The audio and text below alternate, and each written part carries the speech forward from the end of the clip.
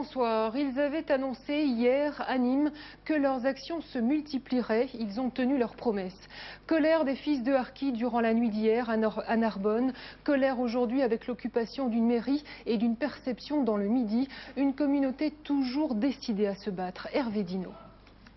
Depuis le début de la semaine, les harkis ont haussé le ton. Aujourd'hui encore, une quinzaine d'entre eux a occupé la perception de Pérols en Provence pour obtenir l'application des mesures gouvernementales annoncées la semaine dernière. Des mesures qui concernent essentiellement la formation et l'emploi des fils de harkis. Pour se faire entendre, les plus jeunes membres de la communauté réunis samedi dernier à Saint-Laurent-des-Arbres se sont dotés d'une coordination nationale. Ils réclament la création d'un secrétariat d'État spécifique aux harkis et la libération de Mohamed Berkane. Le 8 juillet dernier, lors d'un barrage sur la RN20, celui-ci avait tiré sur un gendarme mobile. Aux avant-postes de la contestation, hier, devant la préfecture de Nîmes, Ossine Arfi, le porte-parole de cette coordination, était encore présent ce matin à Saint-Victor-Lacoste pour soutenir les 3 membres de la famille Berkane qui, durant 3 heures, ont occupé la mairie. Ne juge pas que pour ce qui s'est passé, mon frère devrait mériter cette prison. Non, mais c'est à propos... C'en est une victime. Cette nuit, c'est la cité des Oliviers à Narbonne qui a été le cadre d'affrontements entre forces de l'ordre et jeunes harkis. Une violence dénoncée par Laurent Catala, le tout nouveau secrétaire d'État aux rapatriés. Il y a 48 heures, en visite dans la communauté harki d'Amiens en compagnie de Jean-Louis Bianco, il avait tenté d'instaurer le dialogue. Un dialogue que bon nombre de jeunes harkis jugent factice. Le plan alerte rouge déclenché dans le sud-est de la France, un dispositif préventif contre les incendies de forêt mis en place dans plusieurs départements, alors que 3 départs de feu étaient signalés aujourd'hui dans le Gard, dans l'Hérault. Au nord de Montpellier, vous allez voir les images, plus de 80 hectares ont été détruits. Incendie en voie d'être maîtrisé. 3 Canadair continuent en ce moment leur rotation pour circonscrire définitivement ce feu. Dans le sud, durant l'été, les services incendies des communes, des départements et de l'État se mobilisent.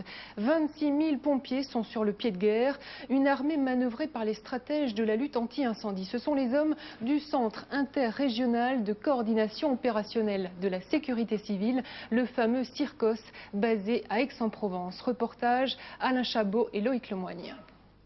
Nous sommes ici au CIRCOS, près d'Aix-en-Provence.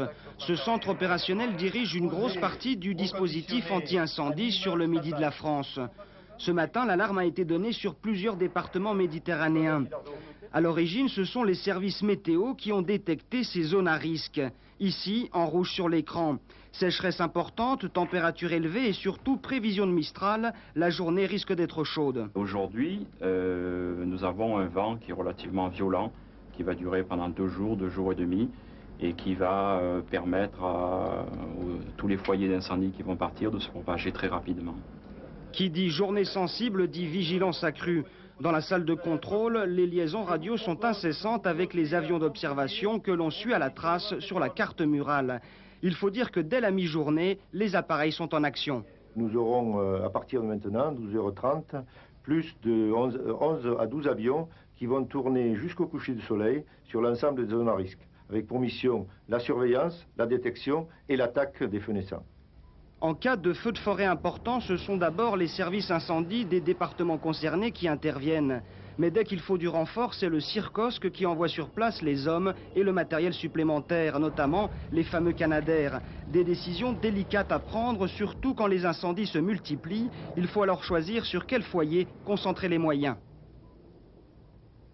C'est des choix difficiles à faire et il faut, pour avoir une grande efficacité, essayer de concentrer des avions sur un feu plutôt que de les disperser. Donc choix veut dire arbitrage et arbitrage veut dire douloureux. Finalement, la journée a été relativement calme. Les avions sont quand même intervenus une vingtaine de fois, mais pour des feux de moyenne importance. Demain, la météo prévoit des vents de 60 km/h. Il va falloir encore ouvrir l'œil. L'étranger, à nouveau le bras de fer entre les États-Unis et l'Irak. Washington accuse ce soir Saddam Hussein de défier la date limite fixée par l'ONU pour livrer la liste complète des installations nucléaires irakiennes. La Maison-Blanche n'envisage pas dans l'immédiat une attaque militaire. Christine Lehéran. L'Irak a fourni des informations aux experts de l'Agence internationale de l'énergie atomique envoyée par l'ONU. Voici les premières photos de leur visite sur les sites nucléaires secrets. Mais ces experts se demandent toujours si l'Irak a totalement joué la transparence. En tout cas, la fiabilité et la précision de ces informations sont une exigence dans les jours à venir pour le président américain. En fait, l'ultimatum du 25 juillet n'en est pas un pour George Bush. Ce n'est pas le jour J pour détruire les installations connues, a-t-il précisé hier, mais un avertissement, les forces militaires sont prêtes. Dans la balance, la transparence de l'Irak contre une levée partielle de l'embargo. Le Conseil de sécurité examine aujourd'hui l'adoucissement du boycott économique, la vente de pétrole irakien, comme Bagdad en a fait la demande mardi. Condition émise notamment par George Bush que cette vente soit soumise à un contrôle et qu'elle ne bénéficie qu'à l'achat de nourriture et de médicaments qui font cruellement défaut. Toujours menacée de famine, la population irakienne a de nouveau pris peur. Les habitants de Bagdad ont fait des provisions pour se préparer au jour J, craignant une reprise des raids aériens. George Bush lance un appel à Israël et aux Palestiniens pour qu'ils ne laissent pas passer la chance historique de la paix. La question de Jérusalem est au cœur des négociations au Proche-Orient. Yitzhak Shamir exclut toute participation des Palestiniens de Jérusalem-Est. La France, en revanche, y est favorable. Le point avec Joël Hazard. Faisal Husseini, l'un des principaux dirigeants palestiniens des territoires occupés, reçu la nuit dernière au Quai d'Orsay. Paris entend contribuer au déblocage d'une situation créée par la question de la représentation de Palestiniens de Jérusalem-Est à une conférence de paix. Pour Roland Dumas, il importe que la délégation palestinienne ait un caractère d'authenticité. Il est donc logique de concevoir une représentation de Jérusalem-Est dans cette délégation, étant entendu que, disant cela, j'ai présent à l'esprit que le problème de Jérusalem ne peut pas être traité tout de suite.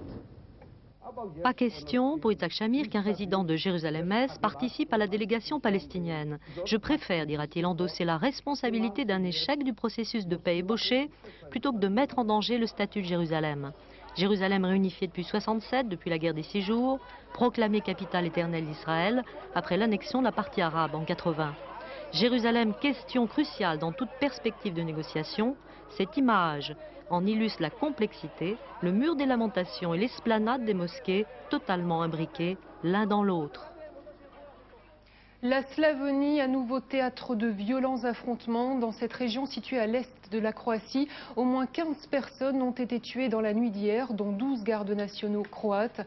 Les tirs de chars de l'armée fédérale ont fait également près d'une trentaine de blessés. Depuis plus de 70 ans, elle régnait en maître sur l'Union soviétique. La lutte des classes devrait être l'une des grandes perdantes du nouveau plénum du comité central du Parti communiste qui s'est ouvert aujourd'hui.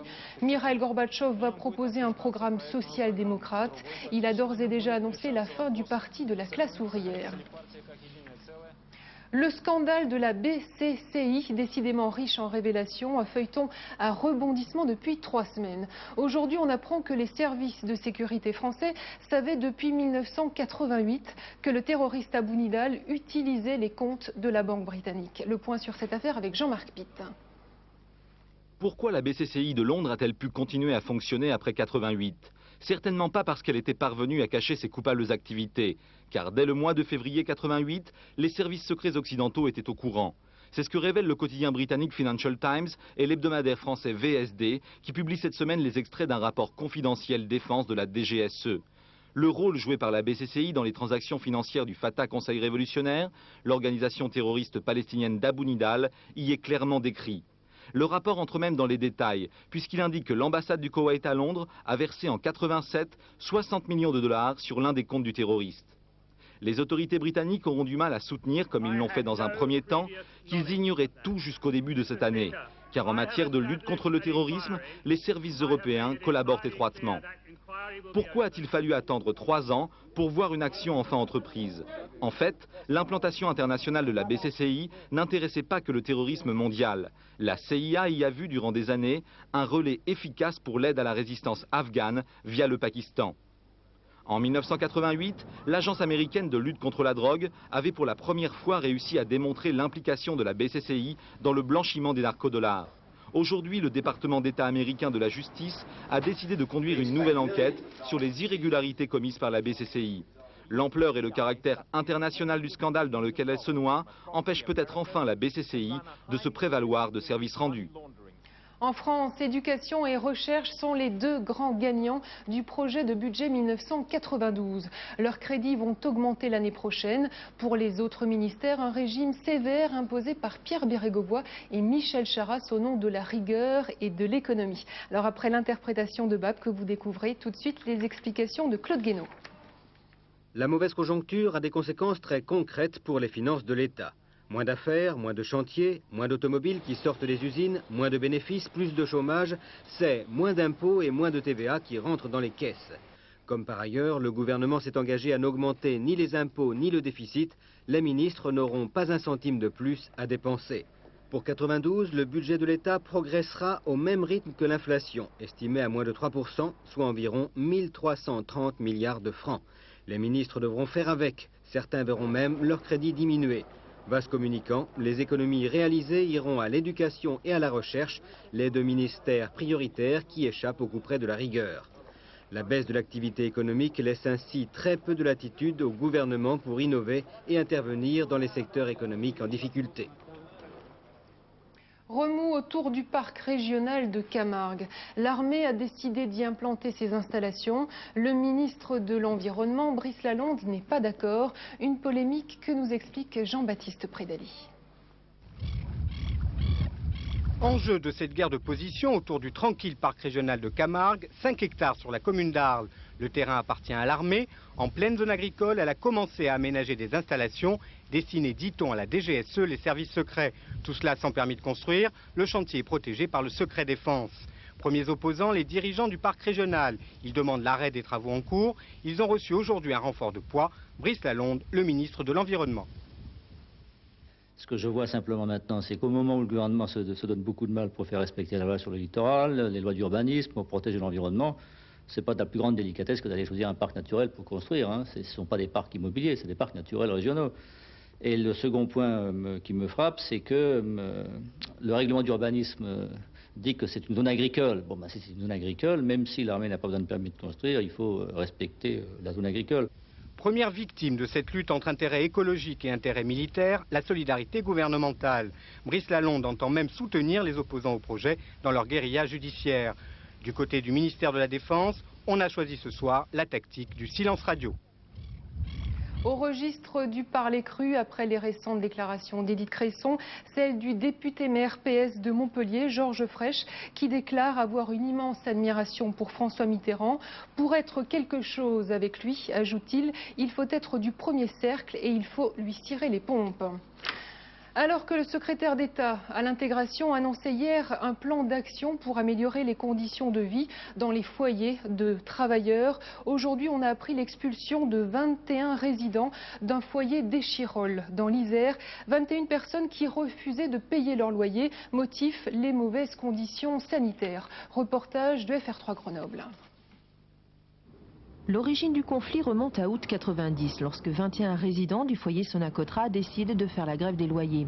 Raison à cela, ils réclament que le ménage et le nettoyage de leurs locaux soient mieux faits. Ils ne veulent pas de l'augmentation de 5% du loyer et souhaitent que leurs draps soient changés à domicile comme avant et non en faisant la queue pour les porter à nettoyer.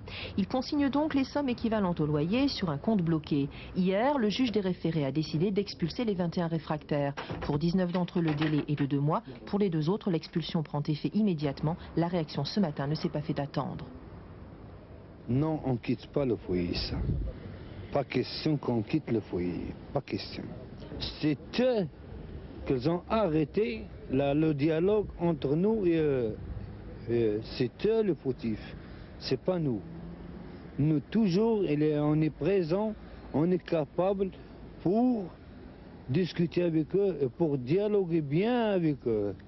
Ils ont donc décidé de faire jouer la solidarité. Aucun d'entre eux ne partira. 210 personnes vivent actuellement dans ce foyer. Selon Afdan Mbarak, 167 seront convoqués par vague de 20 et pourraient bien être également menacés d'expulsion. Le tribunal a reconnu que la Sonacotra offrait des conditions d'hébergement contestables, mais il a précisé que les résidents n'avaient pas à faire justice eux-mêmes. Le problème des bombes, vestige meurtrier de la Seconde Guerre mondiale. Depuis 1981, 13 enfants en ont été les victimes. Avant-hier, 2 jeunes garçons décédés à Arfeuil, dans l'Allier. Chaque année, ce sont plusieurs tonnes de cet arsenal que l'on découvre sur les plages. Robert Papin. L'année dernière, ces plongeurs démineurs de Cherbourg ont neutralisé 850 engins sur les plages entre le Mont-Saint-Michel et la frontière franco-belge. Bombes, obus ou grenades que l'on vient encore de trouver pas plus tard qu'hier en Picardie et en Moselle. Des vestiges de la Seconde Guerre mondiale, dangereux malgré leur séjour prolongé dans l'eau.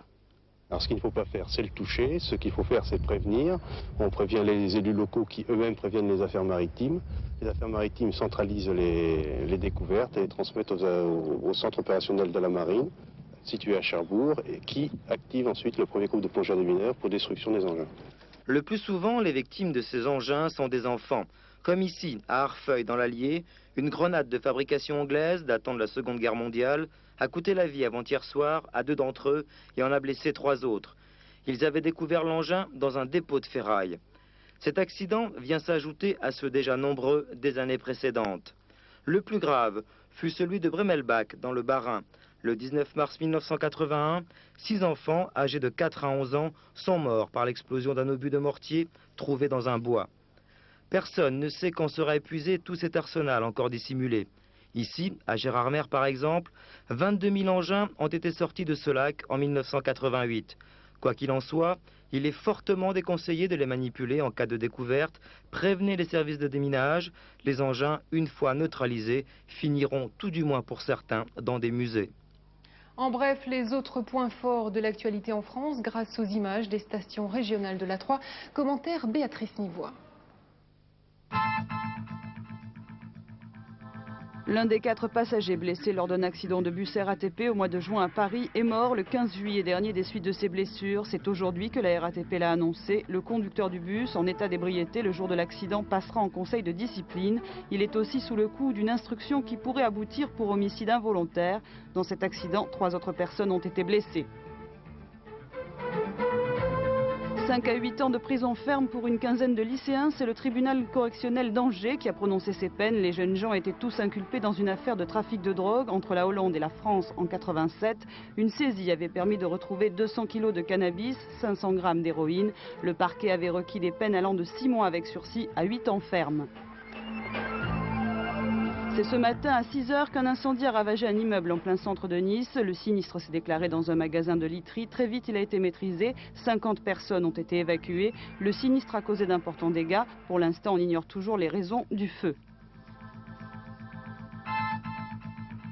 Cible d'un pyromane, vengeance ou incendie criminel, en 24 heures, 3 incendies ont été allumés dans une partie de cette clinique Kennedy à Nîmes. À chaque fois, l'établissement a dû être évacué de ses pensionnaires. Les incendies n'ont fait que des dégâts matériels limités et heureusement aucune victime.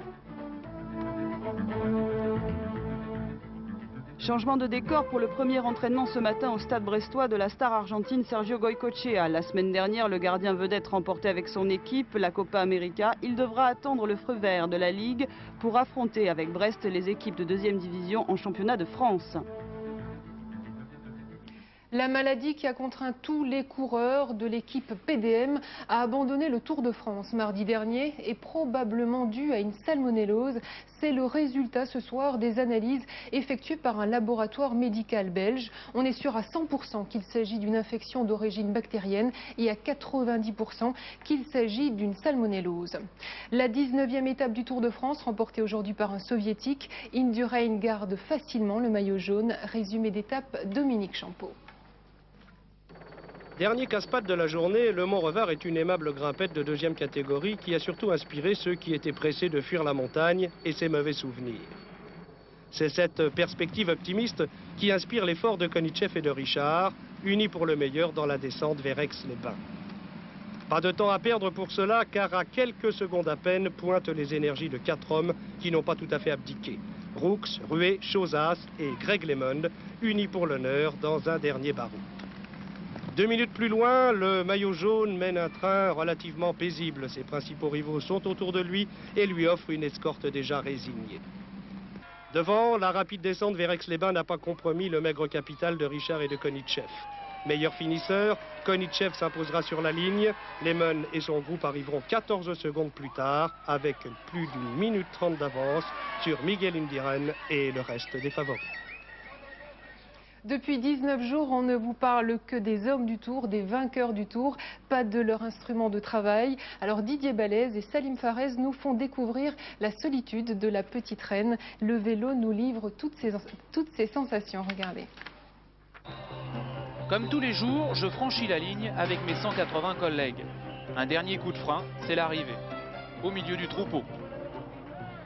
Les meilleurs partenaires sont acclamés et bénéficient de tous les honneurs. Ma solitude commence. Les récompenses pour les uns, l'oubli pour les autres. Pourtant, j'ai été bon aujourd'hui sur le goudron liquéfié.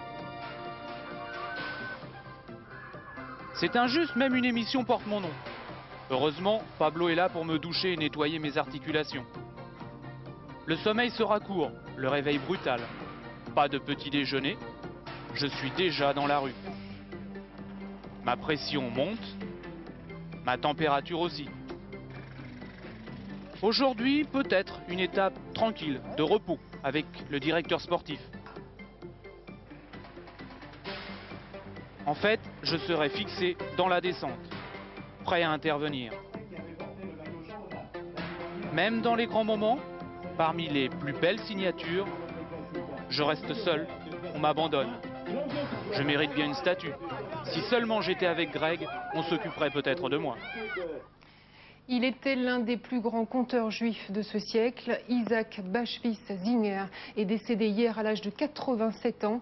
Prix Nobel de littérature en 1978. Il aimait les femmes et les enfants. Son portrait brossé par Sabine Grandjean. Isaac Bashevis Singer voyait son prix Nobel comme la reconnaissance de son œuvre, mais aussi d'une culture. À travers une langue qu'il refusait de voir mourir, le yiddish, il a ressuscité les vieux ghettos juifs polonais d'avant-guerre. Chassé de son pays par le nazisme, il est arrivé en 1935 à New York, d'où il n'a cessé de faire revivre l'univers de son enfance. C'était un homme absolument extraordinaire. C'était plus qu'un témoin. C'était plus qu'un témoin dans la mesure où il ne rendait pas seulement compte de ce qui se passait dans ce pays du Yiddish, le Yiddishland, qui était sa vraie patrie. Il s'est mis à écrire et à inventer une sorte d'univers fantastique, peuplé de petits diablotins, de femmes extraordinaires, de sorcières, de mendiants et de prostituées. Singer était le dernier descendant d'une grande lignée de conteurs. Avec lui, le Yiddish perd un de ses plus brillants porte-drapeaux. Raisonnable, elle termine juste au-dessus du genou. Flamboyante, elle mise cette année sur le grenat ou le vermillon. La haute couture, durant 5 jours, a donné le ton de l'automne-hiver 92. Clôture des cérémonies ce matin avec Givenchy, le doyen des couturiers. Gros plan ce soir sur une jeune maison de haute couture, les Benjamins de la profession, avec ce reportage de Sabine Gorny et Guy Nevers. Des cols asymétriques savamment travaillés. Des robes enroulées, une presse unanime, cette collection, c'était du grand art. La consécration après des années de travail acharné dans l'ombre. Qui connaît ces deux jeunes couturiers, l'un créateur, l'autre gestionnaire, qui depuis 7 ans, à raison de 2 collections par an, font partie du club très fermé des 22 maisons de couture parisiennes. Je suis un jeune couturier, donc je suis là en principe pour rajeunir la couture et apporter quelque chose de différent et de nouveau dans la couture. Et c'est ce qu'on essaye de faire. Et c'est pas toujours bien perçu, c'est pas toujours bien compris, mais on a gardé quand même la tradition de la haute couture avec le travail, le vrai travail, comme on n'arrive plus à savoir le faire maintenant. Ça d'abord. 10 millions de chiffres d'affaires, la maison va bien, merci. Grâce au prêt-à-porter et aux licences d'accessoires. Comme partout chez eux, la haute couture est déficitaire, 30 fidèles clientes seulement, mais pas une seconde, ils n'envisagent d'arrêter. Tant pis si le directeur de Saint-Laurent, Pierre Berger, joue les oiseaux de mauvais augure. Vous savez, il y a des gens qui n'éprouvent plus envie de faire un certain métier et leurs règles ne sont peut-être plus les règles des autres. Donc si une maison ou quelqu'un pense qu'il n'est plus à la hauteur ou n'a plus envie de faire ce métier, ça ne veut pas dire que les autres qui sont jeunes et battants n'ont plus envie de le faire non plus. Les Japonais s'intéressent de près à ces petits jeunes qui montent. La preuve, ils ont racheté 45% du capital de leur société de prêt-à-porter. En mars prochain, ils ouvriront leur première boutique à Tokyo. Et comme ces deux-là ne font jamais les choses comme tout le monde, ils vont quitter le 8e arrondissement UP pour le quartier du Marais. Ne souriez pas, vous voyez bien que ça bouge un peu chez les couturiers.